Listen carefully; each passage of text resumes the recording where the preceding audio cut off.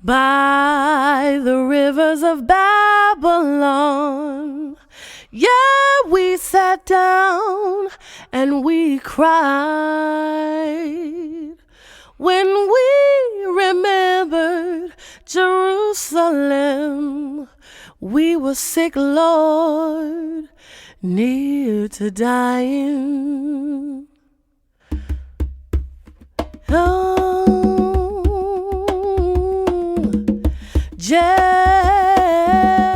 Shalom Aleichem. We're sitting here with my brother Uzziel Ben Levi. Pleasure to see you, my brother. Always. Also known as Zion Lexx in the conscious community and online. You've been bringing a lot of controversy, and your name has evoked a lot of controversy.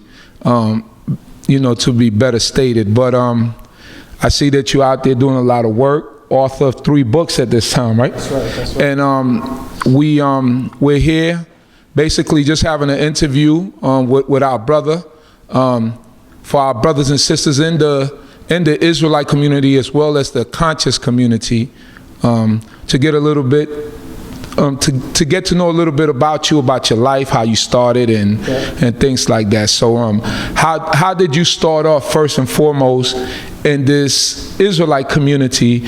Where are your beginnings, and where did you start from? Okay. So at age 14, I had some very close family friends, 3 young boys at the time, who are now grown men, obviously. Akiva Ben Yehuda, Kemuel Ben Yehuda, as well as Benahu Ben Yehuda, sons of Crown Prince Zerishadai Ben Yehuda. And through them, I became aware of my Israelite ancestry. I used to go to their house during the week, but I could never spend a night or stay late on Friday. And, for the life of me, I couldn't figure out what that was about. That's the most fun. And they had actually like a plaque on the wall with Hebrew. And at the time, I didn't know any language outside of what English looks like and Spanish looks like. So I'm looking at the plaque and I'm saying, these guys is African and we can't come outside on Friday. There's got to be a cult. But God is great, because they extended me an invite to stay for Shabbat dinner for the first time. I stayed. Their mom said the prayer and definitely opened me up to want to learn more, just how eloquently she ran through the prayer. And the very next morning, I went to a temple in Brooklyn known as Beth Shalom, formerly Beth Shalom. And, I had a great time. This temple is headed by Prince Hezekiah. And it was beautiful. A lot of people have come through this temple. As a matter of fact, a lot of people are familiar with my brother, Nasi Yashuvel. I know for a fact that his family has graced there as well, his mom in particular. So, there's a lot of history associated with this particular place. After staying there for about 4 to 5 months, I came over to the newly found temple, which is Shamar Israel, the temple that you are actually from as well. You were there from the beginning. When I met you, Principal and a lot of other brothers, that was a major defining point in my life. I was about to become 15, and the temple I came from was more passive, but Shamar was more militant. And I believe that I assumed my identity at Shamar Israel. All right. Yeah. So that's great to know, because I think a lot of people don't know your history, and they assume that you just popped up on the scene and like you're a newcomer, and people don't. Like I said, I've known you from that time, from the beginning, and coming through the doors of Shamar Israel and seeing your acceleration as a young man and eventually as a scholar in this way of life. So would you say your first teachers were Prince Hezekiah? Prince Hezekiah was certainly my first teacher, one of the first Israelite teachers I ever met. In fact, I later on went to meet Crown Prince Zerishadai Ben Yehuda, and from there I met Chief Principal of Shamar. I also met Chief of Chiefs, Chief Naphtali from Shamar. And these individuals are that I consider all my teachers. I don't consider anyone greater than the other. I show them all great respect because they were there for my foundation. Okay. Yeah.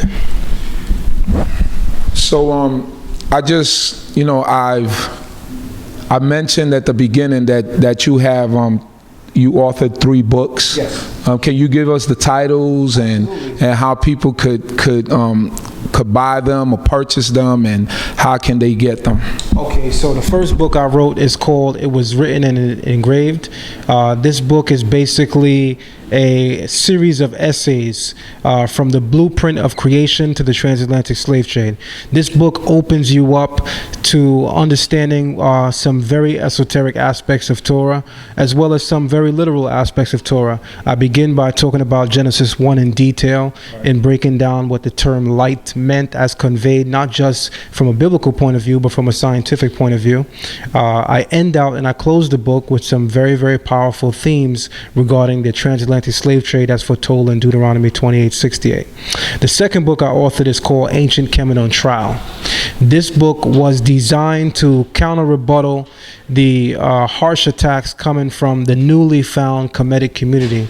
And by newly found, I mean 20, 30 years ago, nobody heard of these guys.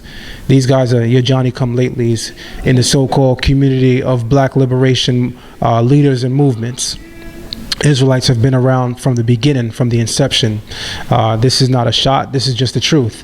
So again, this book was designed to counter-rebuttal that entire community. I did not speak at a major event that we held almost a full year ago entitled Kemet on Trial. So I took my entire PowerPoint lecture and I put it in book form. And I tell you, man, the book been selling like hotcakes. People definitely have been enjoying the book. They've been inspired by it. And there's so much that people have been empowered with in terms of what I went into the book. The book definitely rearranges the very frame of mind of anybody who may be thinking that the Bible was plagiarized from ancient African stories. This is not the truth. This couldn't be further removed from the truth.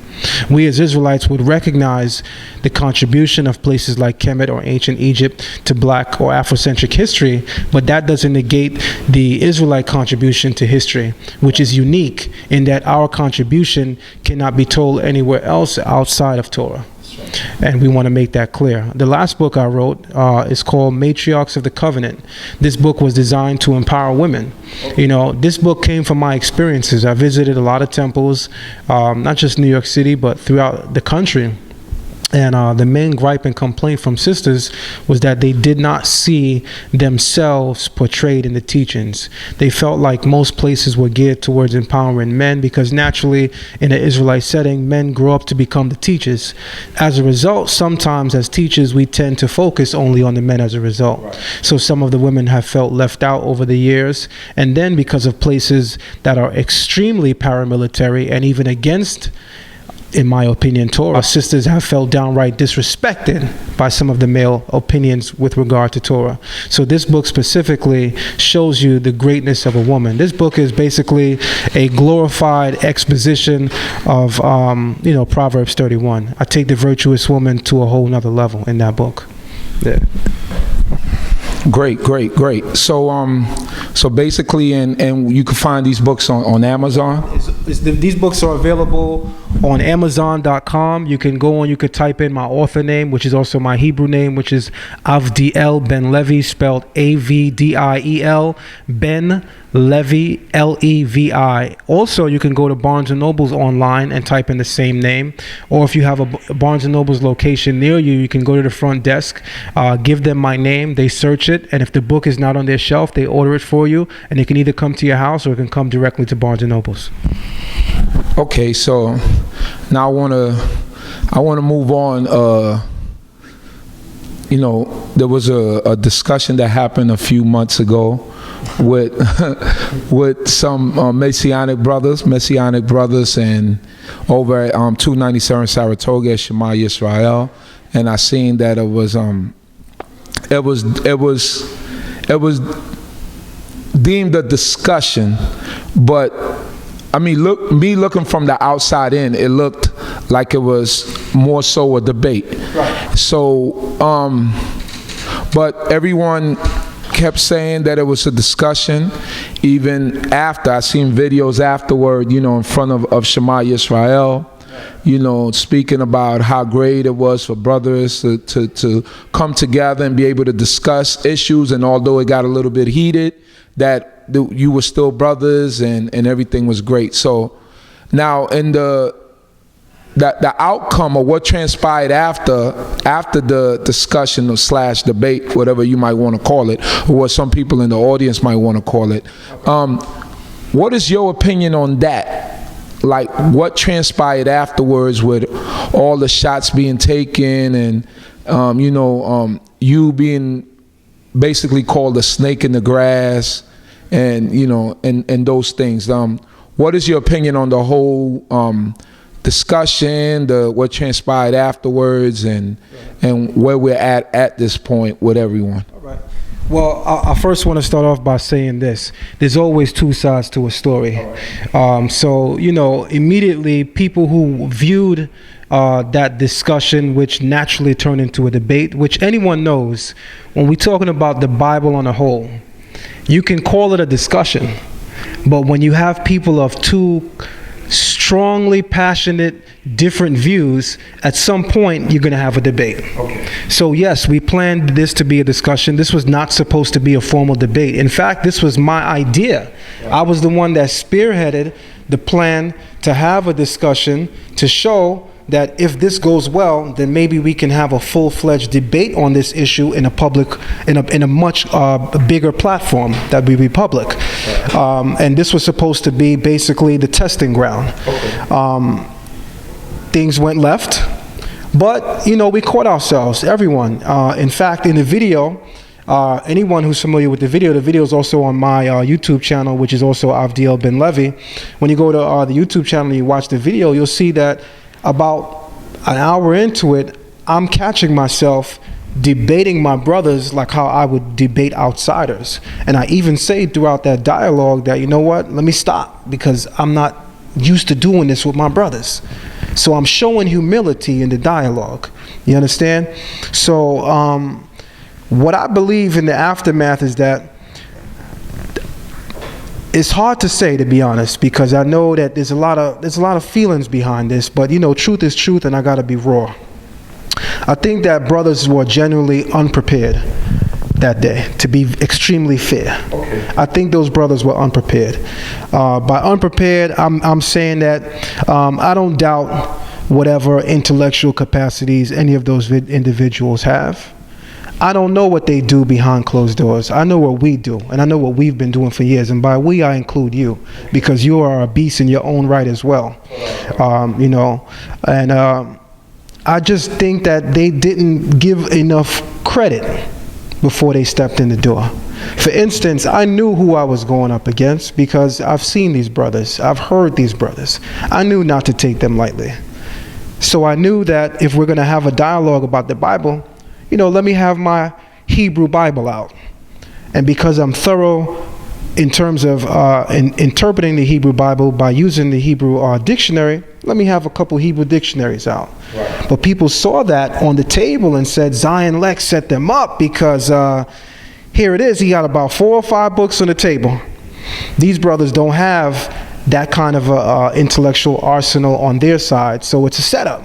They came for a discussion. When they got there, the tables and chairs looked like it's a debate. Well, guess what, brothers? As you were already told by the powers that be that we all spoke with behind closed doors, it wasn't my intention to set those chairs up like that. This was something that came literally the day of. So you didn't get set up by me.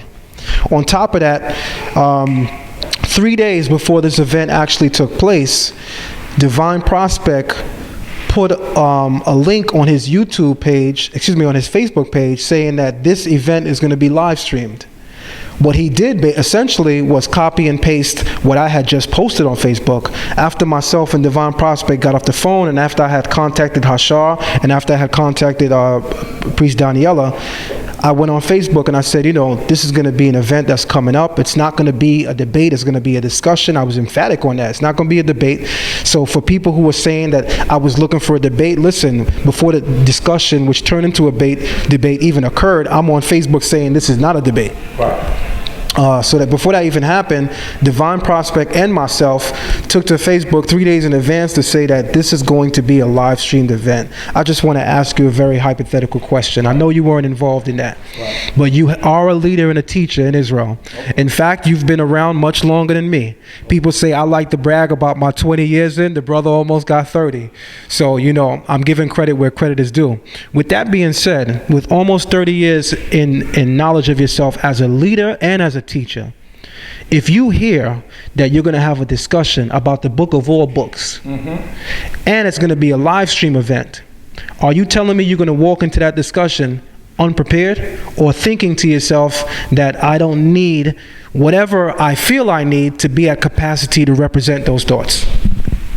Well, any teacher that's been teaching, or any leader that's been around for a while, you know, if he has any type of understanding, I mean, it says above all I get and get understanding, that if you're going into a war, you know, for whatever purpose it is, you're going to go with all of your right tools for that war. That's right. So that's really not, you know, that's really not, if you knew 3 days in advance, if you knew a day in advance, you know, if you knew 2 hours in advance, and you agreed to take on this discussion, then as a teacher or as a leader, you must come prepared. That's just the bottom line.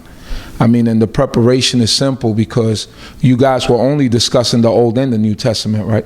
That's all we discussed. In fact, in the aftermath of things, the first thing that I had to ask myself, because I critiqued myself, at the end of the day, we all are supposed to practice Torah. So I went into my Torah frame of mind. I said, where did I go wrong? And I backtracked my steps.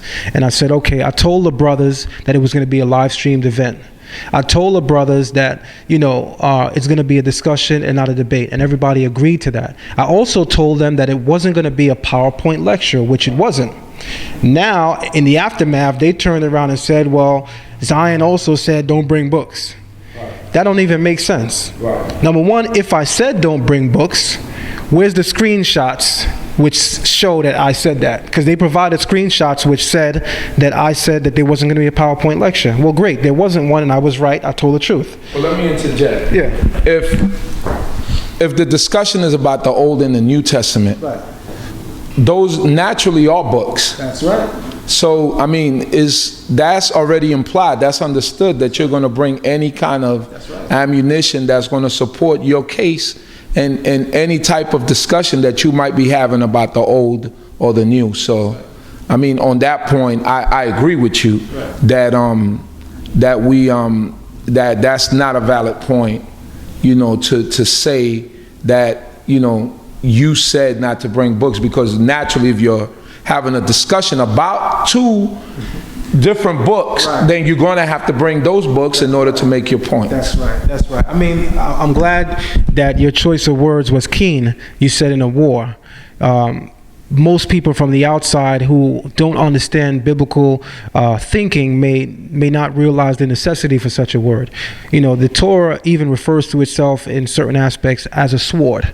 Right. There's a psalm which says that there's a 2 double-edged sword in our hand to execute vengeance to the nations. That's talking about the Torah. You know, the Torah was given on Mount Sinai, but the Torah is also said to come from there's 2 names for Mount Sinai. One name was Mount Sinai, and the other name is Mount Horeb. Horeb is actually the Hebrew word for sword, Horev, to say sword. You know, so the Torah itself is likened to a lot of things, and one of those things is sword. And what we have to understand is that anytime we have a dialogue with Torah, it's an intellectual warfare that's occurring. Why would I invite anyone to an intellectual warfare? Intellectual, not physical, but intellectual, but it's still warfare, and tell you not to bring your sword. Tell you not to bring that which would give you the ability to defend your point of view. That doesn't make any sense. You know, it doesn't make any sense. And on top of that, I want to add this. With the exception of Brother Divine Prospect, both Priest Daniela and Hashar exceed me in age as well as in acknowledging themselves as Israelites. They have both been around longer than me, knowing themselves as Israelites. I can tell you right now, you cannot catch me off guard when it comes to this book right here. All I have right now is a tablet, which I had that day, and I have my phone. Even if I didn't have my tablet today and somebody walked in that room right now, I will be able to hold it down with my phone. And if perhaps I didn't have my phone, that person would have to take my word on it, on whatever I'm quoting and saying, and they could always fact check me in the end. Right. But the bottom line is, I'm going to continue the war. You cannot catch me off guard. I'm a genuine teacher. Right. So I don't believe that the community should respect such a rebuttal, that you weren't prepared and you were not ready. I think that the proper thing to do, or the mature thing to do, or more importantly, the righteous thing to do, is to just admit that you wasn't prepared. And that's what it really is. Right. Brother Divine Prospect, I respect a lot, because in the aftermath of this, he actually wrote to me on Facebook. I saved it, I screenshot it. Y'all know how I do, because I thought it would be pertinent in case there was some confusion in the future, which there was. So Divine Prospect wrote me, and he said something which I expected from all of them, but ironically it came from the youngest among them. He said verbatim, "If I was sleeping on Zion Lexx, which I don't think I was, I will never do so again. Zion Lexx flexed some intellectual muscles that I didn't know he had, and I learned a lot from that. Thank you, King, for allowing me the opportunity to spar with you." To me, that was honorable. It doesn't mean that I'm greater than that brother. Right. It doesn't mean that that brother is beneath me. Right. The brother was strong enough in mind, soul, and heart to at least admit that he gave it his all, but still wasn't ready for what ultimately transpired. Right. And what can you say after that? Right. All you can say after that is, we live to fight another day. But to turn around and call your brother a snake, right, you know, he's a snake and he's nothing. I never seen a whole community line up to put their foot on the head of a garden snake. I was called a garden snake in the video. I was called irrelevant. I was called an attention seeker. You know, we don't need him. Yet there's an entire community that has formed against me. Again, I have never seen a group of men line up to put their foot on the head of a garden snake. That's a hell of a garden snake. That's more like a diamondback. So where is your position right now with the brothers? Okay.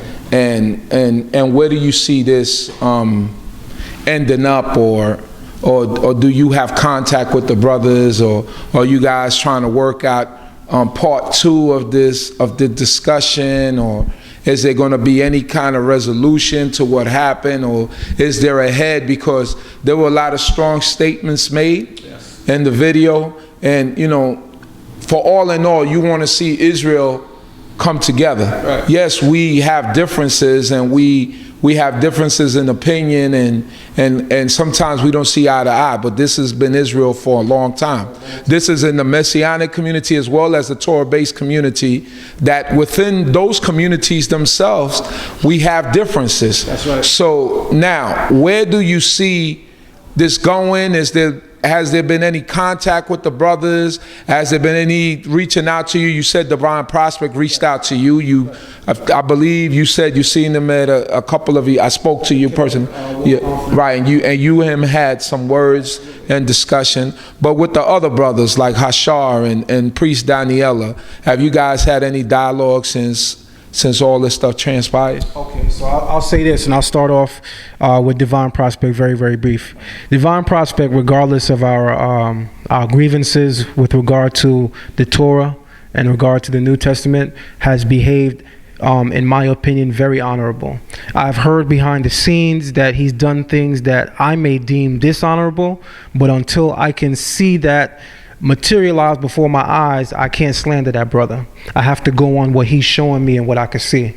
And after that debate, every time I've seen him, it's been all love and all peace. In fact, at the Comedic War Conference, Divine Prospect greeted me. You know, we said shalom. It was no funny air between us.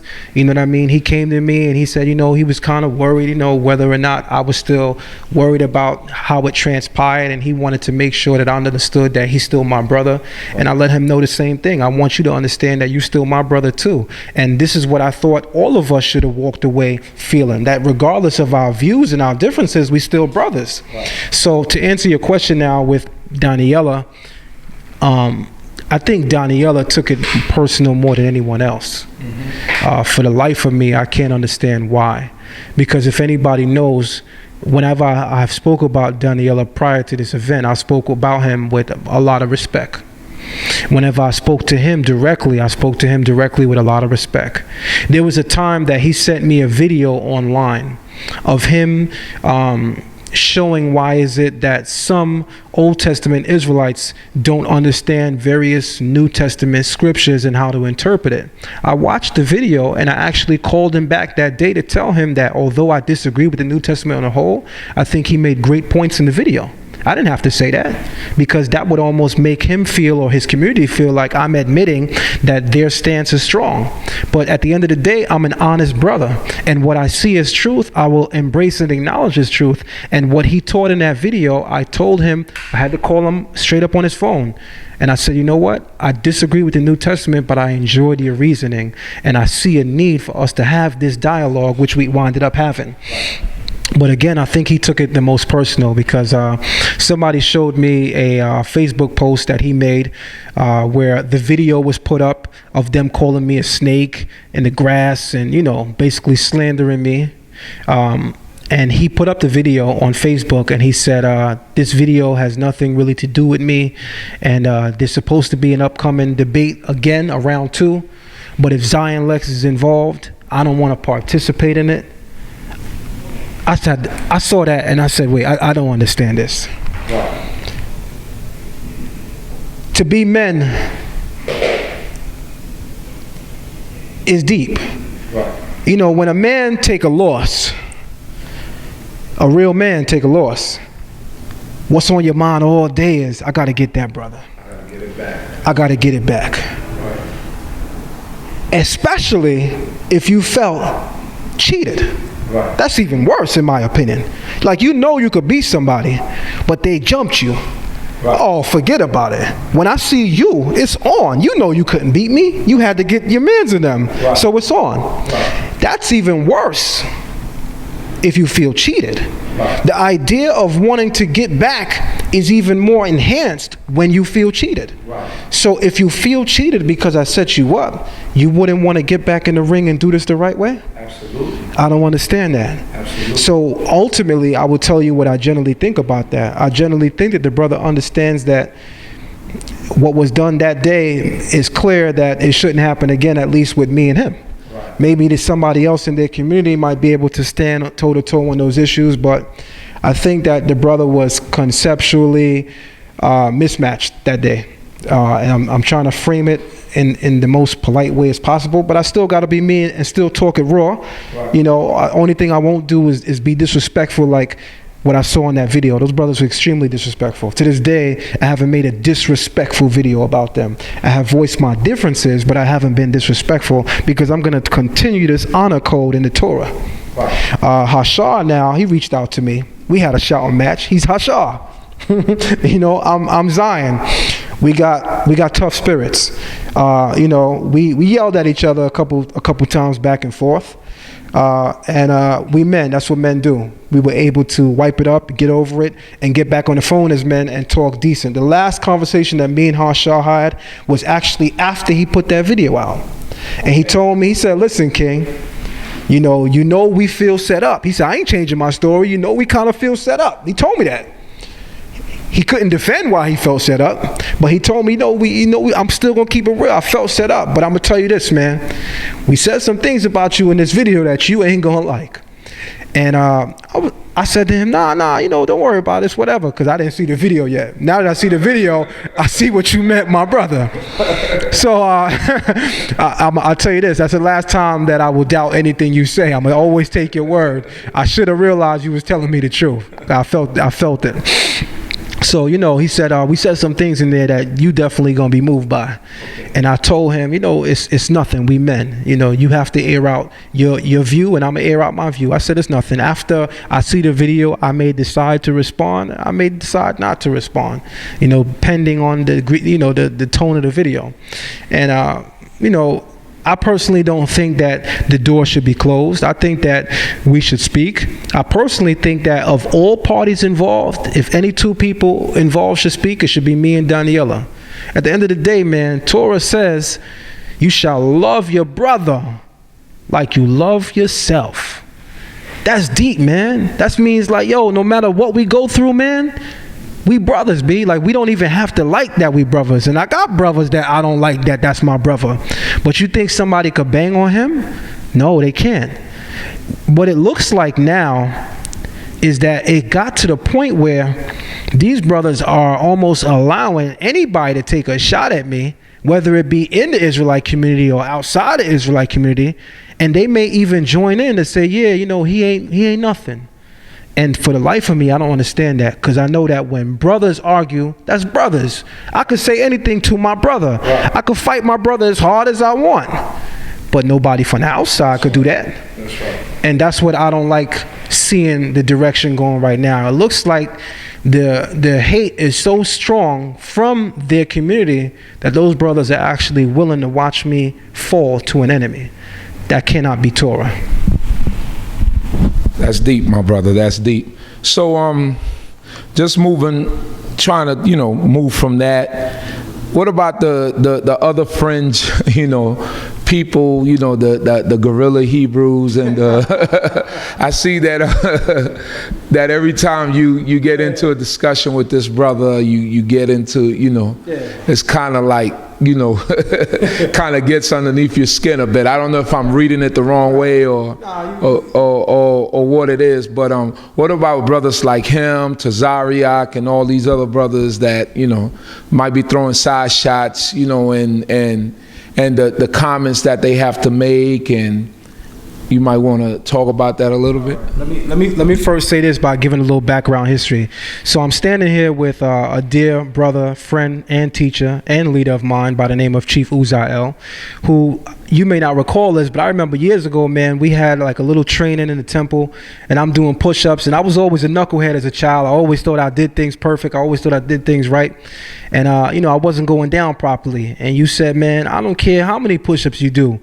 You all the way up to 50, but if you don't hit that ground and come back up, you still ain't did one. You know what that said to me?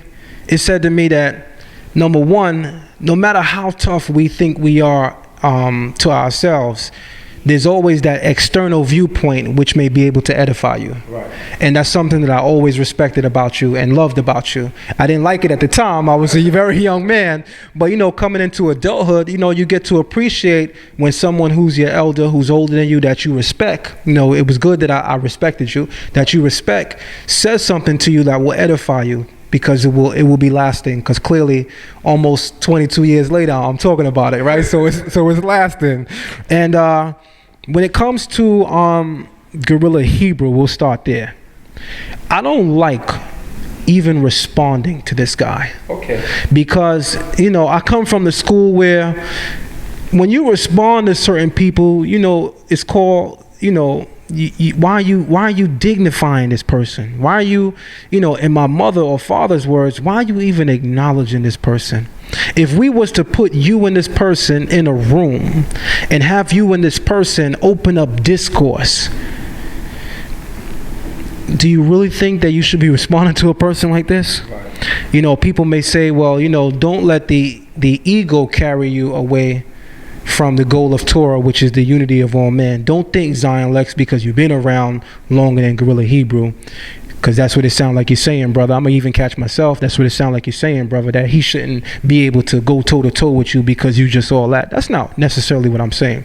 But I am saying that there's a respect level. Right. And I come from a community that you come from, right, where, you know, somebody had been around longer than you, there's a certain amount of respect that you show them off the back. Right. Why? Because that is Torah. We rise before the hoary head. Right. We show the Zaken, the ancient, who could be young or old, by the way. Right. Respect. Right. You know what I mean? And from the gate, the brother was disrespectful without the credentials. Right. I've caught his videos. You know, to me, constructive criticism comes with love. Right. From the very first time that the brother has ever critiqued me has been hate. So it allowed me to see that, you know, this is not about his grievance with Zion Lexx. Right.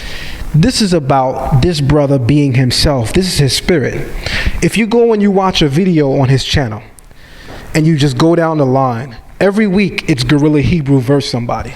Right. This brother gets off on stuff like that. Right. And I'm not going to be another stepping stone on your way to stardom. Okay. Now, because I like intellectual combat, I wouldn't mind getting in the ring with the brother at some point. But I mean, even in the world of boxing, people gonna ask you who you sparred with before you get in the ring with certain people. You know what I mean? And so far, in the greater community, who have we seen you with sparring? Well, can I ask one question? Of course. As he is from the West Coast, right? Yes, sir. Has he ever been in New York City? As far as I know, no. So in order to do that, he would have to come to New York City. Well, I take a flight. Okay. Okay. We love Torah. I can't say I. We love Torah. And without letting the egos get involved in it, because at the end of the day, we have to realize that even in this moment, we are teaching, right? So there's people watching as we are teaching right now. And I want people to differentiate the spirit of ego from the spirit of intellectual contribution. What a lot of these debates produce is just clarity. Right. And sometimes exposing who's who. Right. You know, there's two things you can get from these debates. Right. You can really find out who's who spiritually speaking, or you can learn something great that can empower you to do something great in your community. And so far, it hasn't occurred to me that facing off with Guerrilla Hebrew would be beneficial to the community at all. If I did face off with somebody from their community as of right now, I would rather face off with Tazariak, you know, because from his community, he's respected. He has the respect of his community. He's considered great at what he does in his community. Me and him, aside from all of the public conversations and dialogues that people see always go left, I've had great conversations with him behind closed doors. Okay. We've spoken on the phone man to man, and I think personally, outside of information, that's a good brother. I can say that. I don't agree with his information. I don't even agree with the spirit that he brings the information with. But because I keep Torah, I can't allow myself to say something about that man that I know is not true. So man to man, I think Tazariak is a great brother based on our dialogue, based on our interaction. Information-wise, I think the information is destructive. And that's what I come at him for. It's nothing personal for me. And he's told me in the past it's nothing personal for him. Well, that's great to know, because it takes a man to say that, right. You know, to know, because I've heard him call you Little P, and you know, some people would take that as disrespect, but it's great to know that as far as you and him on a personal level, that the respect is there, and that he could respect you, and that a lot of it is, you know, when two men are in the ring, they kind of, you know, they kind of spar off and they kind of say things. So that's great to know. So now, I'm gonna ask you some questions that, you know, that I want you to clear up with the Israelite community, right? Okay. Because it's, you know, a lot of your knowledge. I know that you read a lot of books outside of the Torah, you know, Gematria and the Talmud and books like this. Can you give a reasoning of why? And why do you deem it necessary to bring that forth in your teachings? You know, this is for the critics who do criticize you about that. Also, as far as your reasoning for for shaving the bed, and what's your understanding? So to clear it up for the people and those that might not know why you do the things that you do, and those in the community that might have a problem with you because of those things. Okay, excellent point.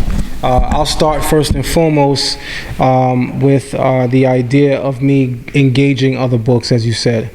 And we'll talk about, for instance, Talmud. This has been a subject that has never really been addressed to me explicitly in a question and answer forum, so I'm going to take the time to answer that very briefly, but still thoroughly. There's a lot of misinformation with regard to the Talmud. The first thing I want to point out is this. Everyone loves to say, from an unfounded perspective, that Europeans invented and authored the Talmud. This couldn't be further removed from the truth. Because when we talk about European Judaism in particular, we know that European Jews converted in the year 640 AD. Beginning from an empire known as Khazaria, i.e. the Khazars, or in Hebrew, Kuzari.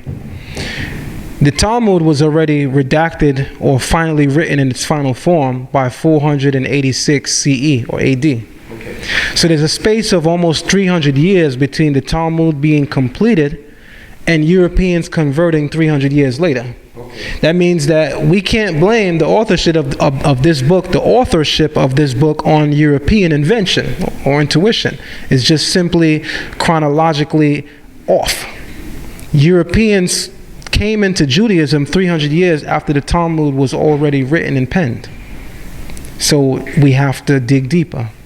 In digging deeper into my studies, I did some very baseline things. I'm not going to drag it out, but I'll be very brief. For instance, the word Talmud is a taboo in the Israelite community. As soon as you hear it, you think of European Jewry, and you think of that's that book we don't want to touch.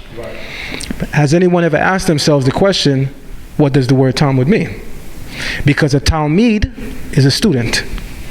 Talmud refers to a teaching, or i.e. a teacher.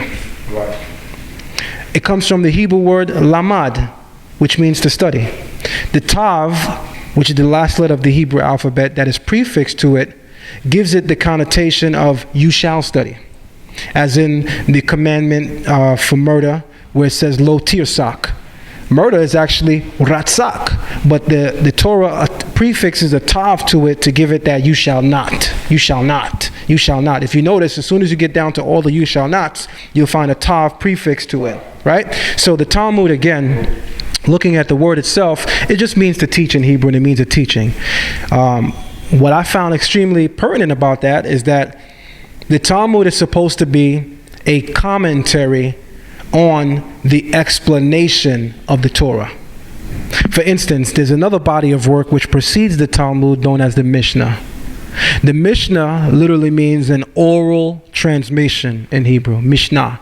Shana means to repeat something. Shana in Hebrew means to repeat. It's also the base of the Hebrew word for year, because our years are cyclical, right? Annually, it repeats itself, the 360-degree cycle. Some people say 365, which is off. But it repeats itself. So the Hebrew word for year comes from the idea that it's cyclic. It repeats itself. So Shana means to repeat. Mishnah is an oral exposition which is repeated. What does that mean? Years ago, our teachers and leaders, in order for them to commit teachings to memory, they had to repeat it. If you want to remember something, especially old school when we were coming up, what did your teacher tell you? Repeat it. Some teachers even told you to sing it, because there's a cognitive connection in your brain between song and memory. It's easier to remember something if you sing it. So, like me, I'm pretty sure you grew up in a household where you was running around singing them rap or reggae songs, and your mama said to you, yeah, you can remember that, you can remember your schoolwork. Why? Because if you could give it that much time to commit it that much memory, you could do great things as well. So the word Mishnah comes from the idea that the earlier teachers or transmitters of Torah, they committed the Torah's teachings to memory so that they can go anywhere and expound upon it. Initially, when I heard all of these things, I initially thought that these were all Jewish inventions until I started to study. One thing I know is this, and we're talking about the written text. When you open up the book, it tells you that Moses ascended Mount Sinai, and he was there for 40 days and 40 nights. And it says that God taught him Torah. What was Moses doing? He wasn't up there having a conversation about secular things. God had just gave him the Torah. He presented it to him. And Moses was up there 40 days and 40 nights. Was he up there 40 days and 40 nights just looking at the Torah that God is presenting to him? No. Because the book explicitly states in Deuteronomy chapter 5 verse 28 that while Moses was up there, God was teaching it to him. Here's the most important part that I want people to focus on. Deuteronomy 5:28 says, as Moses is coming down from Mount Sinai with the tablets of the law in his hands, God says to him verbatim, but as for you, Moses, sit here, and I shall speak with you all of the commandments which you shall teach them. The word in Hebrew for you shall teach them is talmidem. Talmidem. Doesn't it sound like Talmud? It's actually the plural of Talmud. Teach them. You shall teach them. Talmud in plural is talmidem. The very word that God used to describe how his law is expounded upon, because when we teach something, we are expounding upon it, right? A teacher, by definition, is an expositor. He's someone that expounds upon a truth.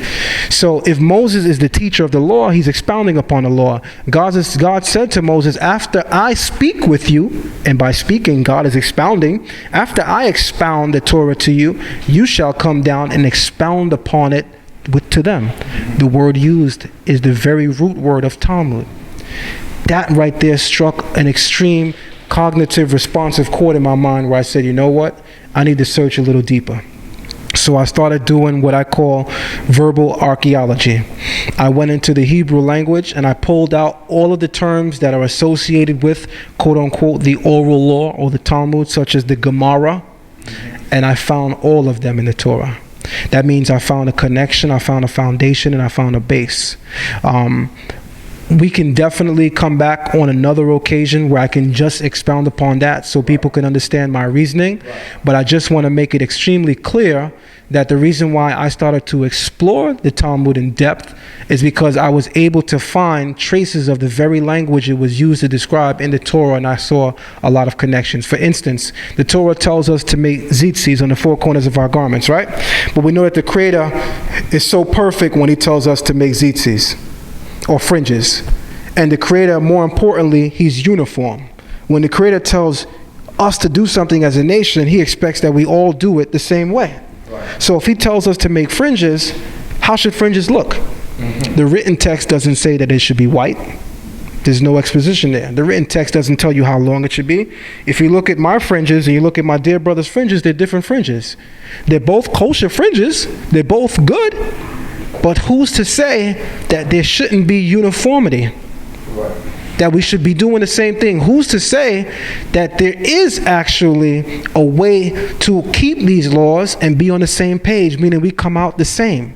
I understand that Israel is 12 tribes and we flew 12 different banners, so we're always going to have a different look.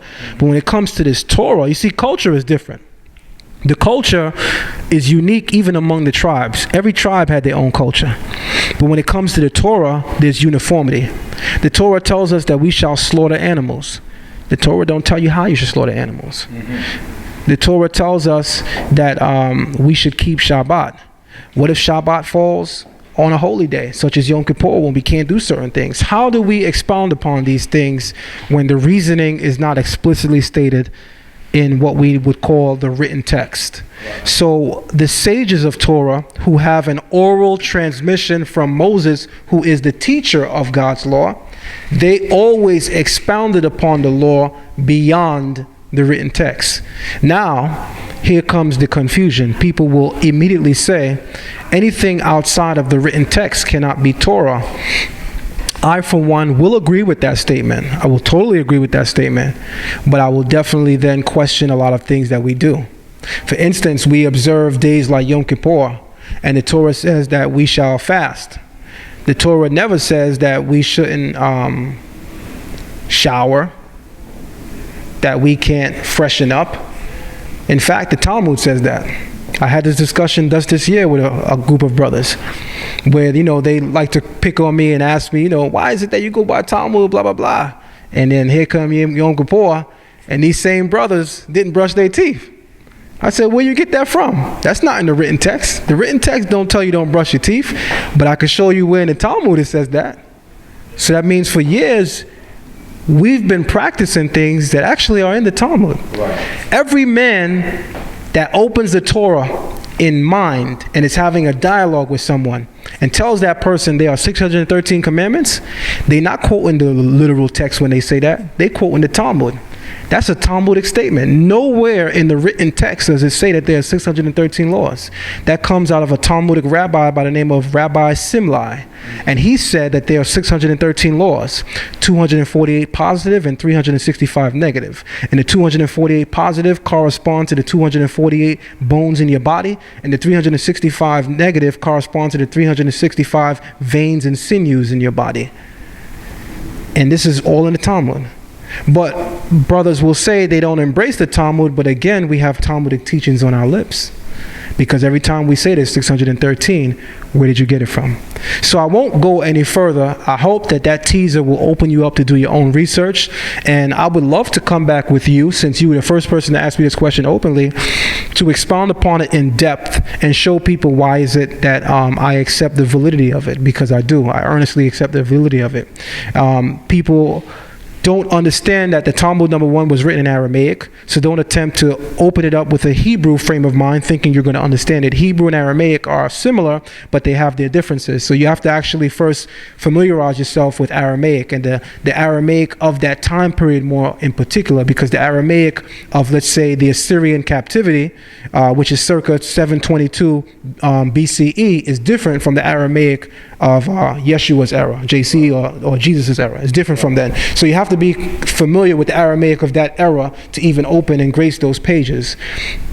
I will use that time to clarify whether or not the Talmud embraces incest and rape, racial slurs. I heard a brother tell me, as studious as you are, Zion Lexx, how do you open the Talmud where it says statements about black people? I've asked the brother to show me, and he was unable to show me. I had the Talmud available on my phone. All tractates. Show me. He couldn't show me. He brought me to a website where he got it from. We opened it up, and the quote from the website did not match the quote in the Talmud, because I showed him the Talmudic quote, and he said, wow, because it was totally rearranged to fit what he was trying to say, which was the lie. There's nowhere in the Talmud where it calls a black person lower than a human being. Nowhere whatsoever. There is nowhere in the Talmud that it embraces incest or rape of a 3-year-old. In fact, I'll use the time period to touch on that and give you this jewel. So the foremost thing that people mention about the Talmud, and I think even Gorilla Hebrew did a video about me on this, is he said, Zion got some nerve. He on a video talking about Polight, his daddy, Dr. York, he went to jail for rape and incest. He got the nerve to be trying to bang on GMS for saying that rape is okay. But this dude, Zion, go by the Talmud, where incest is allowed, rape is allowed. Contradiction. Well, my brother, where did you get that from? Because I watched the video that you was going to, and you went to a website. Did you open the Talmud? No, you didn't. In fact, do you read Hebrew or Aramaic? No, you don't. So that means any interpretation that you're giving me of a text you don't understand the language is subjective to begin with. It's the same problem we have with these Kemetic guys. Right. They want to have an argument with us or a debate with us about whether or not our Torah is plagiarized from Kemet, and they can't read the handwriting on the wall. Right. Everything that is translated on those walls is from Europeans. So to begin with, their whole ideology is subjective and off. Yeah. You want to have a conversation about something you can't read and in turn charge me with plagiarism? But it's cool when I rebuttal them for doing that. But if I now critique the brother Guerrilla Hebrew and equally say to him, if you can't read it, everything you saying is subjective, and ultimately you look foolish saying it, then I'm wrong, right? Then I'm picking on him and I'm using the I know Hebrew card again, better than everybody else, right? No, I'm using the step your game up part again and become what you say you are before you go out and teach people things. I would never in my mind dream of critiquing somebody on something that I don't have the capacity to go into that thing and research myself. So to touch on it very briefly, there is a section in the Talmud which talks about the marriage dowry. And there's a very famous argument that came up in the Talmud, which is grossly misquoted, purposely to demonize the Talmud. And there are a group of Talmudic rabbis that are discussing whether or not a virgin who was raped is entitled to a dowry. Think about it. For those who actually practice Torah, these are some of the things that you have to think about in your mind. In fact, we had a question. In fact, it's interesting that you brought that up, because when we were back at 297 Saratoga, a question like that came up. There was a sister online that was raped when she was a child, and she brought it up, and she asked that question: Will my father still be able to get the dowry of a virgin? And at that point, I'm looking at the Torah for the meaning of the Torah. But it never settled well with me, the answer that I gave, because my answer was straightforward. It says a virgin. So if it says a virgin, then that's what it is, a virgin. Not knowing anything about the Talmud and what it said in the Talmud or anything like that, but I'm looking at Torah. The way we were taught is Torah, and that's the foundation. But above all, get understanding. We also learn. So I was speaking to one of my dear and closest brothers, and he was kind of making me see things from a different perspective, and saying that, listen, you have to think about the feeling of the woman and the women that are in those type of situations, and you understand that this is not a fault of her own. So in that you have to take all that into consideration, because she's already damaged from what was done. So it's interesting that you brought that up, and I didn't even know that was in the Talmud, and that there was even a discussion like that. But it's interesting to know. You continue. Absolutely. So in that discussion, and just to piggyback on that for a second too, you see, when the Torah talks about rape, right, the woman has two scenarios that she is given. One scenario will exonerate her, and the other scenario will fry her. If she crieth out in the field, she makes some noise about it, she good. But if she cry not in the field, you with it. Basically, if a woman can produce signs that she tried to fight, if there's a struggle, this woman is exonerated. The Torah doesn't hold her to any legal responsibility for what took place beyond her ability to defend it, right? The same is true in that scenario with the dowry. Because that virgin was in a situation where, we're taking her word on it, she fought. She did not want this to happen, but she fought. She said no. But we know how man and woman in a bedroom in that situation can go. We understand history. We understand courtrooms.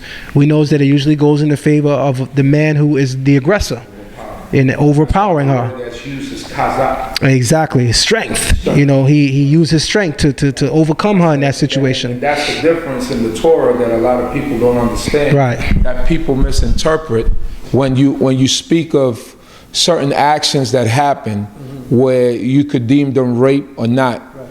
The word that you're looking for when you use kazak, meaning that he overpowered her. He used strength. So the incident with Tamar and Amnon, that's the word that's used. Kazak. That he overpowered her. He took it from her. So that's just a little, the little bit of the Hebrew that I know that I could throw in there. That's right. You're absolutely right. And that is the definition of rape. Someone taking that which you did not give. It's cognate with theft. Right. You stole. You stole. Except rape is a death penalty kind of theft. Right. This ain't the restore to 5, right. Restore to 5th. You're gonna give your life for this one if proven guilty. But so yeah, these Talmudic rabbis are discussing something extremely serious. What if you have somebody that's raped? Sensitive, right? Is the family entitled to the dowry? Who gets it? Does the bridegroom, does the groom keep it? Is she entitled to it? These are issues that the teachers of Torah must tackle. Right. Not whether or not this brother got a fringe longer. I mean, we got to deal with serious issues. So these are one of the issues that are dealt with. And the Talmud says this. The Talmud says that in the case of a woman that is raped, if that woman was overpowered, like the scenario we're describing, she's still entitled to the dowry because she was overpowered. Clearly now, from the ages of 3 to, I believe the Talmud said 7. And this is where the confusion came in. The Talmud said, someone asked the question, but what if the child was grossly underage? Which happens. They got grown men that will lay down with a 5-year-old. There have been cases of grown men laying down with 2-year-olds. So somebody asked the question, even animals. So someone in the Talmud asked the question, what if she's 3? And the Talmud says no. Why? Because the hymen is not even developed yet. The hymen, for those that don't know, is that which covers that hidden part in a woman. Right. And that is the token of virginity that is presented. Right. Most people think that you just bring in some bloody sheet, but it's actually the hymen on the bloody sheet that you're actually presenting.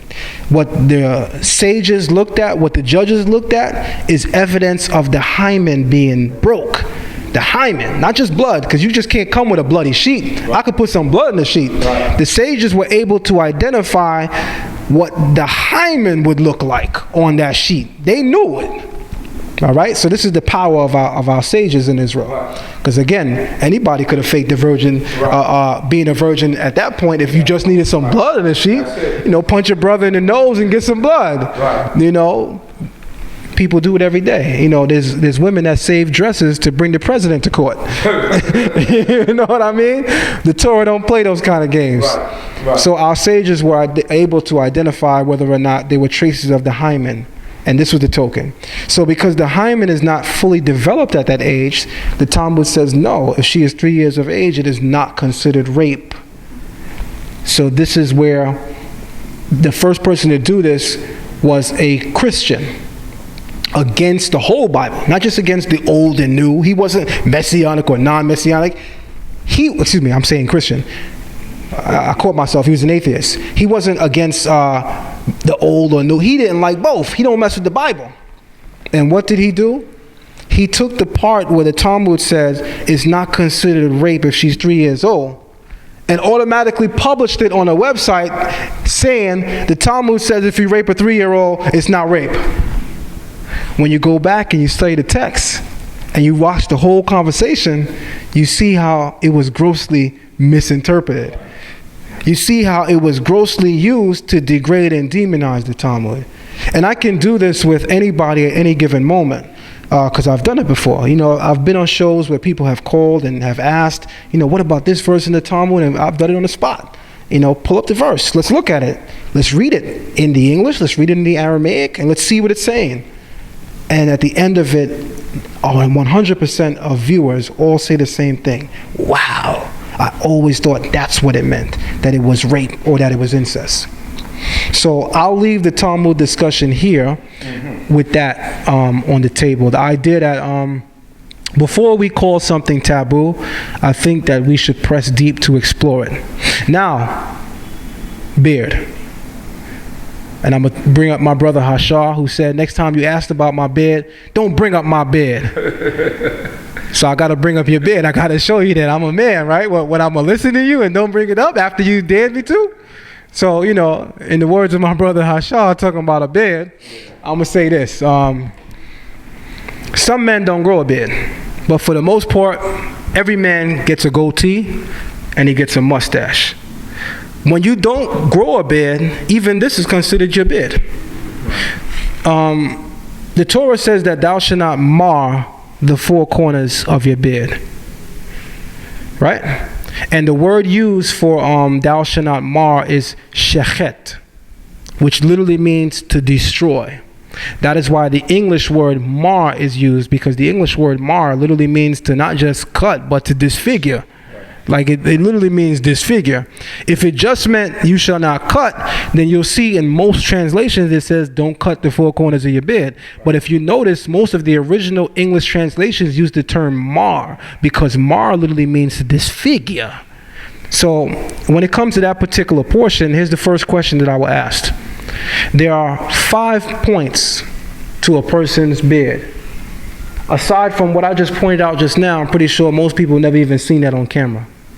There are 5 points to a beard that compose your full beard, starting from what is known as your peyot, which the Jews would refer to as side locks, but we know is your sideburns, your chin, here, and here.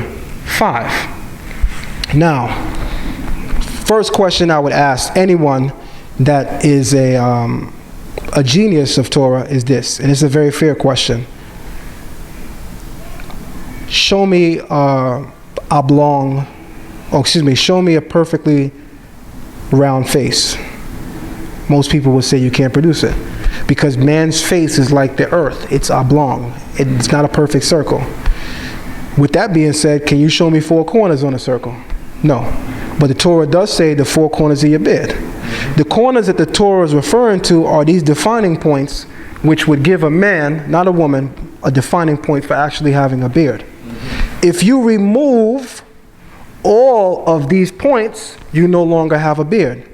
So if you notice, and I will use Jews as an example, if you notice when you go into various Jewish communities, you'll see not just some of them in their communities with a shaved beard here or a shaved beard there and just a goatee, or sometimes the goatee very short, but you even see their rabbis like that. To which you have to ask yourself, I know that from the gate they don't really know the Torah because they're not the people, right? This is what we're going to say as Israelites. They don't know the Torah anyway, so we expect them to mess up. Well, stick around some of them for a while and you find out that a lot of them know a lot more than you think they know, especially those who earn the title that is called rabbi in their community. With that being said, I want you to consider this. The Torah tells you, you shall not mar or shechet the corners of your beard. There are actually 5 points of your beard that the Talmud speaks of. And I'm going into the oral exposition because the Torah never defined your face, your structure, for you to even be able to tell me, okay, 4 corners, 5 corners, 6 corners, what? Does cutting my whole face render it wrong? Which I would agree with. If you look at a man who grows, by the way, I'm going to just make it clear for the community, I'm not a liar. I grow here and I grow here. What I usually do is I cut this down very fine and I line this up and I line this up and I have my goatee and I have my mustache. Most people say, you in violation. And you're entitled to saying that until you can show me otherwise. Because my understanding of that precept is I cannot remove my beard. Because the Torah says that you shall not destroy the corners of your beard. By corners, I'm talking about that which would give you the appearance of having hair on your face. So long as I have hair on my face, as we can clearly see, I have a goatee, I don't believe I'm in violation of that. Now, I'm sure even in my own community that I come from, which I know in my own community where I come from, where you come from too, as you can look at my good brother's face, and I could tell y'all, we don't play that. This is me. Gorilla Hebrew went on record to say, yeah, all them Old Testament Israelites got that butt face. Look at my good brother, the chief Uzziel right here. In 20 years of knowing him, 20 plus years, I have never seen this brother with anything close to what you see me with right now. The most you might see is it might be trimmed a little low, but that brother's always connecting. But my thing is this. Until we all understand what Torah generally means, there are things that we can critique and there are things that we can hold as a standard to our community or to our temple. But at the end of the day, there are definitely matters of Torah which will be clarified when this nation is gathered. That's my point on that. I'm glad that you cleared up a lot of those things, because I would have been remiss not to ask that, and people would have been like, well, that's a one-sided interview. He's not asking them the real questions, and I want to be fair all around. Moving on from that, now, I seen a flyer, I believe January 30th. Is it? That's right. Is it right? It's right. You and the general? That's what they call him, the general? The general. All right. On is that on Sarnetta's couch, or is this? Sarnetta's couch. But how is it on Sarnetta's couch and he's charging $5? I don't understand that. He said $5 admission. Yeah, talk to me, man. But what is this thing all about? I thought the last thing I heard was you and Polight, but now it's you and the general. What's going on? I thought the general, was kind of over with what our brother Nasi Yashuvel did to him a couple of years back, but I guess he coming back for more. What's this? So let me say this.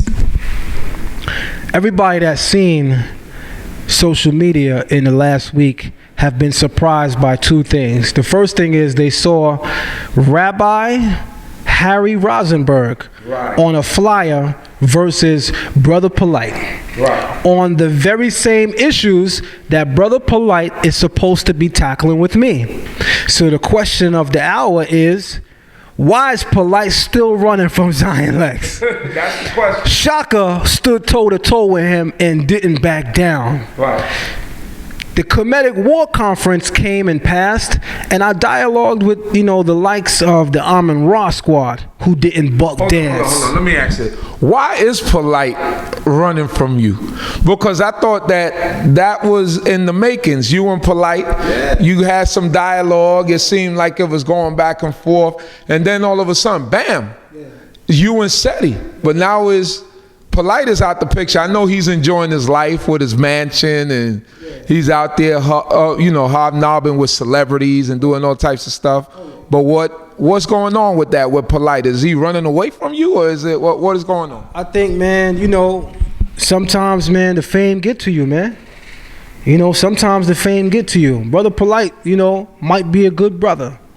I definitely deem his ability to orate as definitely one of the greats of the younger generations of our era.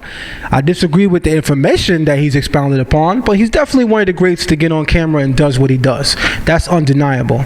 But with all that, why you still ducking me? Who am I? Less than a year ago, you were on camera, my brother, saying, I'm going to toughen Zion Lexx up. Yeah. He's not ready. Yeah. Fast forward almost a year later. He kind of on that Kemet on trial, he kind of threw down the gauntlet on you and threw the bomb. he threw the bomb down on you, especially with that Egypt thing. I said, boy, he got my brother Zion. So I thought that by now he would have been like, well, let's get this thing over with. But me personally, I've always given the brother whatever respect I think he deserves, and nothing more, nothing less. But you know what, man? It's time to stop buck dancing, man. Me and you been having this conversation. Me and you been having this dialogue. I've been stepping to you about getting in the ring with me. When since do Polight have to actually be chased by somebody? Polight, you told me yourself that nobody in the Hebrew community can do what I do. Yet you was knocking on the door of Tazariak for a debate. You was knocking down the door of Divine Prospect for a debate. Right. But when I knock on your door, you send somebody else to peep through the window and say, tell that brother I'm not home. I'm trying to figure out the logic, man. I'm trying to figure out the logic, man. Help me out. Because if you the young phenom, that's what they call him. That's what they call him, right? That's what I'm hearing. If you the young phenom, which I really think is, Dr. York, reborn or remixed. That's what it is. Shots gotta be fired at you, brother. What you think this is? I'ma change a year later, I'ma be me. I just think he's a Dr. York remix, you know what I'm saying? He's still talking about aliens built the pyramid. Shakka Ahmose still think he a charlatan for saying that. Said he definitely ain't messing with him on that. I don't understand the buck dancing, but I tell y'all this. For those that don't know, you're gonna hear it the first time right now. March 20th is actually gonna be a four-man debate. You're gonna have Brother Polight myself, Seti, and Rabbi Harry Rosenberg. What you see coming up on that flyer for Polight and the Rabbi is a stepping stone to get to March 20th. Okay. What they want to do is show you that, Polight can put this brother in the intellectual corner before the game even start. I don't know. I spoke with the rabbi before, who's on record saying that the Israelites in America, the West Indies and West Africa are the true children of Israel. And that he personally believes that Europeans came later by way of convert, and that's more plausible. And all his people start flipping chairs. And you heard chairs flip. So when people jump and say Zion Lexx is running to a white man because he need help or because that's his teacher, you need to understand that that couldn't be further removed from the truth. Because the brother Rabbi Harry Rosenberg reached out to me online to tell me that he caught some of my videos and he liked it, and then decided to share with me that he did a video where he actually went on record against the grain to call us the true children of Israel, something that was never done. So I want y'all to recalibrate your thoughts now when you're saying what is on Zion Lexx's mind, because in my position, you can't say what you would do because you're not me, but I want you to consider my moves. So with that being said, you and Seti? Me and Seti now. Man, I don't like mismatches, man. Uh-oh. You know what I'm saying? I'm just going to call it what it is. I seen what happened 2 years ago with you and Nasi. And, man, it was so bad you didn't even come out for round 3, man. I was one of the people, actually, you might not remember this. Matter of fact, you remember it. You just ain't going to say it because you said it. But I was one of the people that was yelling at you from the sidelines when Nasi was killing you. I was laughing at you. You was like, be quiet. And I was like, no, my brother was killing you. And I was having fun while he was doing so. Right. And after watching that, I automatically said to myself, he's not an individual I would want to debate. Why? Nasi just, killed him. Right. And which Sarnetta, you agreed to. It caused a rift in the community. A week later, they went on the Amon Ra Squad show with Sarnetta and Seti arguing, and Seti was so upset that Sarnetta went on record to say that Seti lost, that Seti said he ain't messing with the conscious community at all. And he was away for a while. He went on hiatus. He was almost banned, in my opinion. He banned himself, or he got banned by Saw for the disrespect. Nonetheless, my brother, acknowledge truth. That debate put you into such an intellectual corner that you fell off. People was wondering what happened to you. You was doing stuff on the side, but it gave preeminence to a new person to rise up and become more like you. Polight. It was around that time that Polight was really starting to gain notoriety. As Seti went down, Polight set up. And boy, did he step up. Kemet on trial came, and he showed the picture with Egypt, and I ain't gonna lie, man, I was pissed. He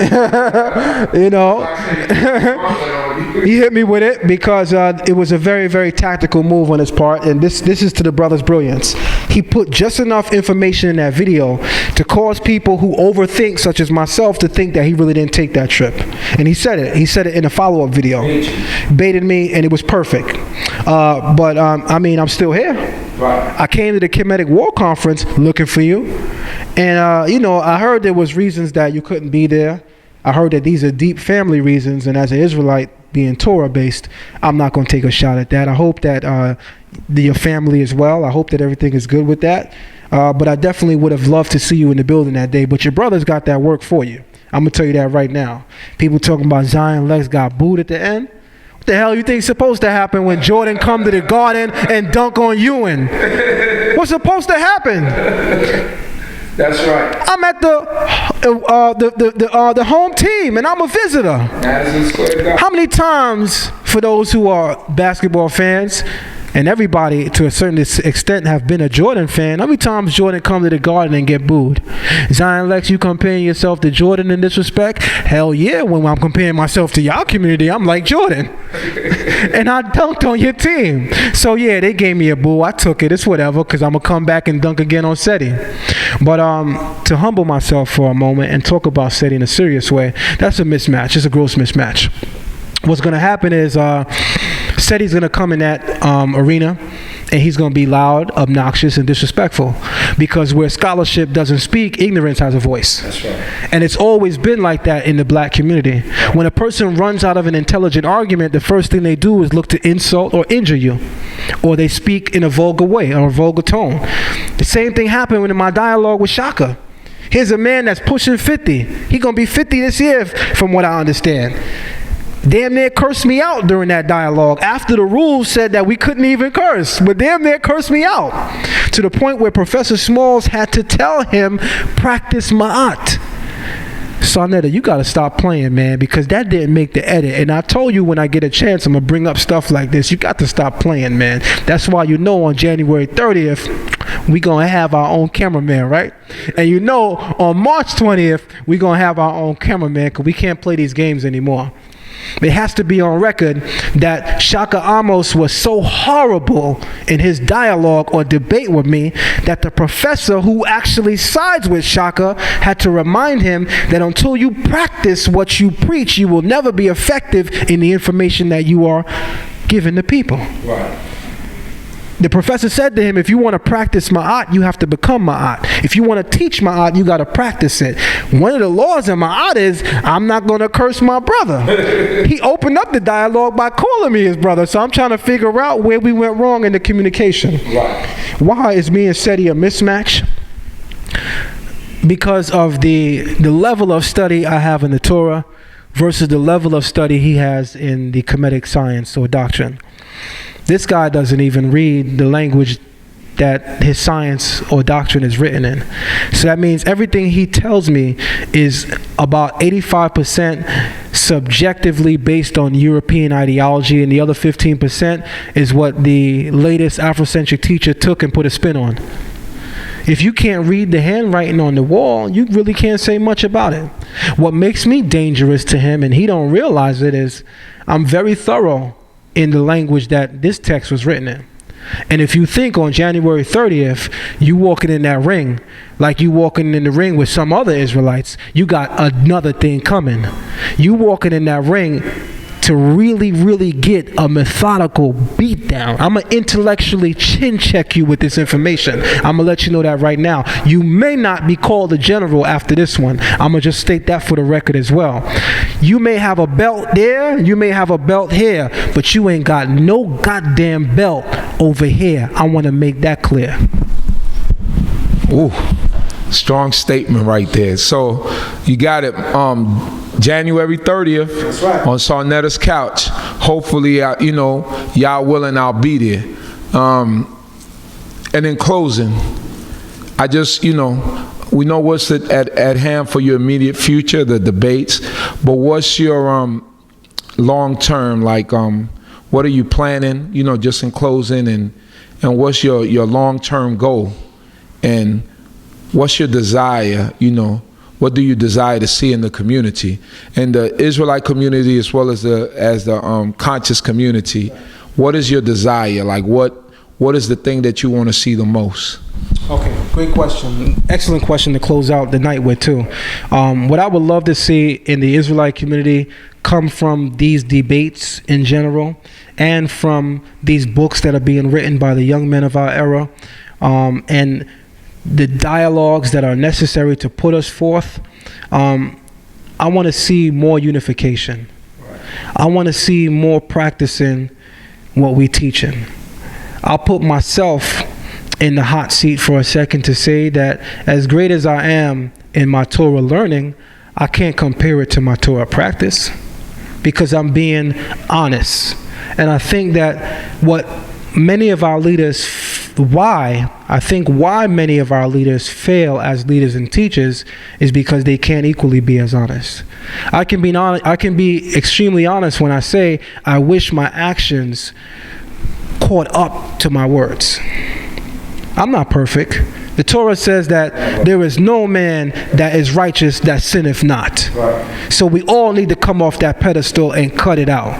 There's areas of Torah that you could get better on. There's areas of Torah that I could get better on. Where one man might pick on me on a bed, you ain't got to worry about me looking at somebody's wife. You ain't got to worry about me around your clothing. So we all, or items that belong to you, we all have things that we can be better on.